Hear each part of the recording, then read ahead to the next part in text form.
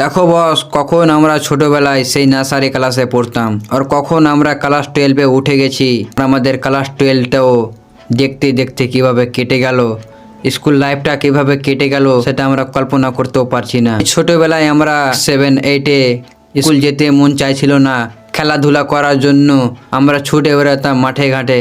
কিন্তু বস, এখন আমরা যদি স্কুল যেতে মন চাই আমরা এখন সেটা পারবো না। কেন কিনা আমাদেরকে স্কুল এখন বিদায় দিয়ে দিয়েছে, স্কুল লাইফটা এখন আমাদের শেষ হয়ে গেছে। তো বস, আমাদের স্কুল লাইফের কিছু কিছু মেমোরিগুলো আমরা বন্ধু বান্ধবী সব মিলে স্কুলে পড়তাম, পড়াশোনা করতাম, এক্সাম দিতাম, এক্সামে টুকলি করা, চিটিং করা, নকল করা, কিন্তু সেই জীবনের সেই লাইফের ঘটনাগুলো আর আমরা হয়তো পাবো না। কেন কিনা সামনে এক্সাম এইচএস আসছে, সেই এইচএস দিয়ে আমাদেরকে বেরিয়ে দিতে হবে স্কুল থেকে। আর কলেজে যেয়ে সব বন্ধু বান্ধবী একসঙ্গে তো মিশতে পারবো না।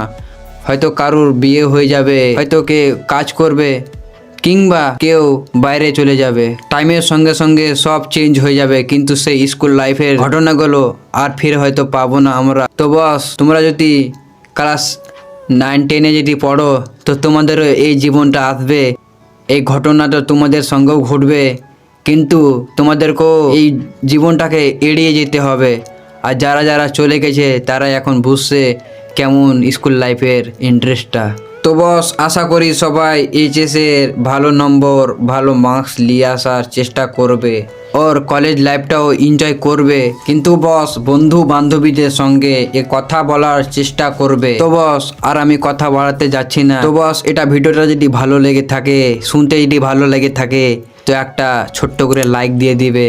আর কমেন্ট বক্সটা তোমাদের জন্য ফাঁকা আছে, তো কমেন্টে যা পারবে লিখবে, আমি তোমাদের কমেন্ট পড়ার জন্য আগ্রহী থাকবো। তো বস, স্ট্রং লাইফ ফেসবুক পেজটাকে একটু ফলো করে দিবে, কেন কি তোমাদের জীবনটা স্ট্রং হয়ে যাবে।